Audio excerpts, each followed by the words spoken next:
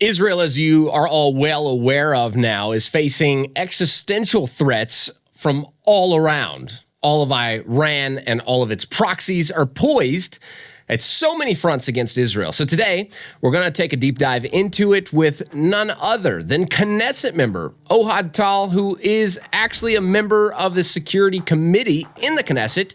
He's going to take us on a journey today inside of what's actually going on. We're going to get a briefing, security briefing, straight from Knesset member Ohad Tal. Stay tuned for it. Hey guys, we got a great surprise for you today. We have Knesset member Ohad Tal with us here in the studio. Welcome to the studio. Glad to have you here. Thank you so much for having me. I have to say, I'm amazed for everything I saw here. What's happening here, people has to come and see it with their own eyes because this is unbelievable. Unbelievable. Well, you're saying the Hasbara side, the advocacy side here in the studio, as well as obviously we're doing tons of operations here in the land of Israel, boots on the ground. But we're not here to talk about us. I want to talk about security. You're on the Foreign Affairs and Security Council in the government of Israel. We've been talking a lot here on the channel about what's happening in Gaza, obviously, and we've also been filling people in on what's happening in the north, in Lebanon, and also one of our biggest areas of where we live and breathe and really our work is focused here in Judea and Samaria, what the world likes to call the West Bank. But first, we've been talking about the Philadelphia corridor. Give us a little bit of, from your perspective, what's going on there? First of all, I think people have to understand what is the Philadelphia corridor and why is it so important. I mean, we all know that the Biden administration had a strong objection for Israel getting into Rafah and to take control of the Philadelphia corridor, and also Egypt was extremely against that. And why is that? So people have to understand, like the Gaza Strip on the southern area of Israel, their border with Egypt is the Philadelphia corridor, okay? Right. That area is where all the ammunition and all the supply and all the terrorists are coming from into Gaza. I can tell my parents, they live in a city called Sderot, which is severely bombed from Gaza in the past 20 years. Where did all the missiles and all the ammunition came from? It came from there. So the fact now... From there, meaning from the Egypt. Philadelphia corridor, through Egypt. Through Egypt, and from... Mostly comes from Iran, through Egypt, through the Sinai Desert, through the Philadelphia corridor. This is the entrance, that's the gate to Gaza, okay? And, unfortunately, some people in Israel even, they don't understand the importance of that. Yeah.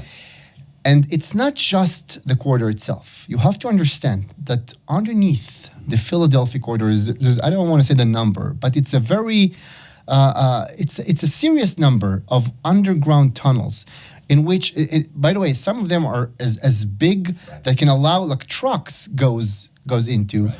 And from there, everything came from there. So the fact that now Israel is holding that, basically preventing the ability of Hamas to rearm, to reorganize, to get all their supplies and all their terrorist supporters and everything. And of course, also, they cannot take away their hostages away from Gaza, because that's one of our main concerns, that we will, if we will get away from the Philadelphia corridor, the next time we will see the hostages will be in Tehran. Right. And it will be so much harder to get them back from there.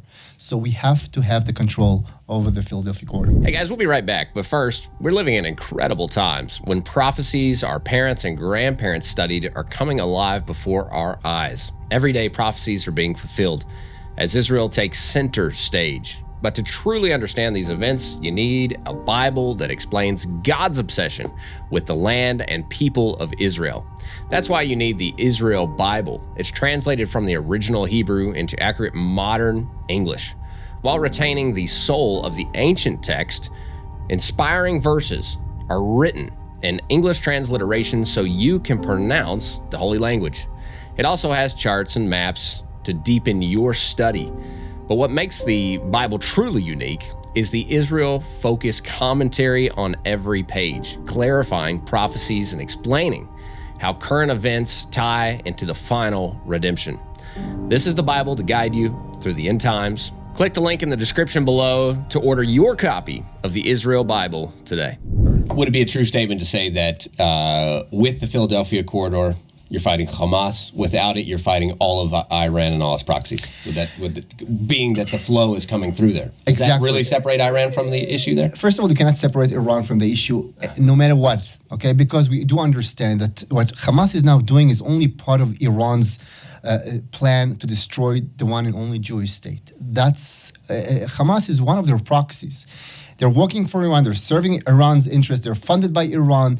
They're trained by Iran. Supported by, everything is by Iran. Iran is part of the story. You cannot disconnect Iran. But it's true that when you're cutting the Philadelphia corridor, you're cutting the supply line between Iran and Hamas. What do you think about what's going on in Lebanon? What's the threat from Hezbollah right now? So if Hamas is the weakest proxy of Iran, then Hezbollah is maybe the strongest.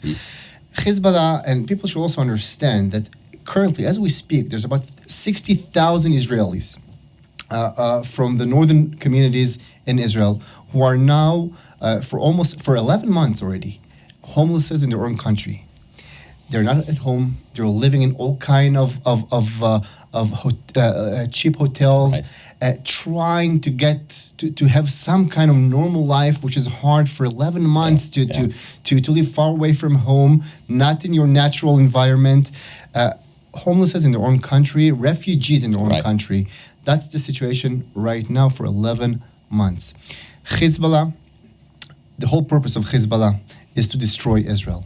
It's the army, the strongest army of Iran in this area. That the whole purpose of it is to destroy Israel, to take over the northern area of the state of Israel, and to take control of that. Now, they have over 150,000 ballistic missiles. Are those missiles ready to launch? Some of them, yes. Some of them... They could rapidly be fired. Right, and some of them we've destroyed in the past 11 months. Sure. We have to, just about a week and a half ago, we had a massive operation in which we took about 6,000 of their missiles. Wow. It's a lot, but it's hardly enough. And, so many people asking what's going to happen in the north.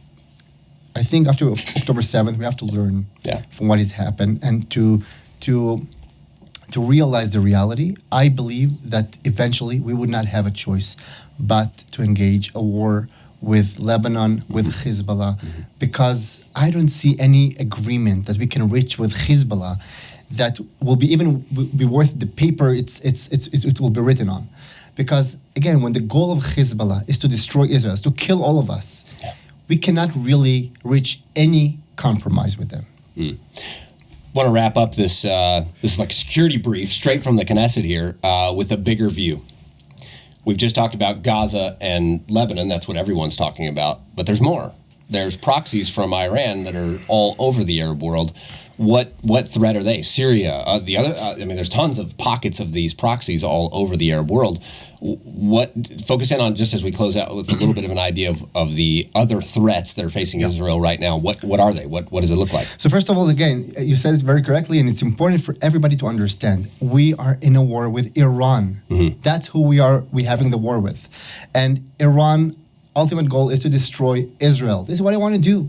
So they have Hamas, they have Hezbollah, they have 40,000 Shiite soldiers in Syria preparing, arming, training, waiting for the command. They have similar number in Iraq, again, waiting to invade through Jordan, to take down Jordan, and through Jordan to get into Judea and Samaria, which, by the way, they're already flooding with a lot of ammunition, because unfortunately that border is not sealed enough, so they're flooding it with a lot of ammunition. We have the Houthis in the south. We have arrangements in Sudan and other countries, and they're planning, this is how they're surrounding Israel with a ring of fire, ballistic missiles, a lot of soldiers, and this is how they plan to destroy Israel. I have news for them. We're not going to let them. It's not going to happen. What'd you say to the world? Because I believe in Israel. I believe in the story. I believe that this place isn't going anywhere. And I believe that even in a bigger picture. Even without the incredible military and the incredible people of Israel, there's a God of Israel that's you also believe. And that's the ultimate strength of Israel. But focusing in, because there's a lot of people around the world that are listening now that are not Jewish, that are not directly connected to this story. What would you, from the Knesset, how can they help? There's a lot of people wondering, How can we help? How can we be a part of this? How can we strengthen the Jewish state? I think the main challenge today is to wake up and to realize the reality, because, I think Israel is not the only country that is in danger. I mean, we are just in the front line, but in Tehran, they're shouting every day, death to Israel, death to America. Yeah. They're burning American flags in Tehran each and every day. They call Israel the little Satan. Right. They call America the big Satan. And despite all that, so many people in the world do not really realizing the threat, do not really realizing the reality. I will tell you a story. A couple of weeks ago, I saw a video of the leader of the Muslim Brotherhood in Israel. His name is Sheikh Raed Salah. And he was asked by his people, what's going to happen in Gaza on the next day? And he answered that that's the wrong question, because we don't really care about what's going to happen in Gaza on the next day.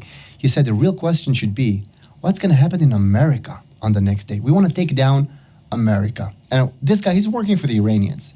So the world should wake up, realize the threat, stop being obsessed with this approach of buying peace, pay the bully in order to buy peace and quiet. It's not going to work. Right. The world, Western civilization has to wake up, realize the threat, and fight back. So everybody who can help bring people to that awareness, to this understanding, that's the biggest help we can get. Thank you, Knesset member Ohad Tal, for jumping on here, not only being here with us in the studio, but also for all you're doing for the state of Israel and strengthening this nation. Couldn't thank you enough. For what you're doing for the Jewish people. I can tell you that, as I said to the group of volunteers that you're bringing here before, we don't have a lot of friends in these days. Yes. And the Jewish people will never forget. Yeah. Will never forget those who stood with us, especially on these hard moments. So thank you very much for everything you're doing. We're glad to be a part of the story, but of course, great to have you here today.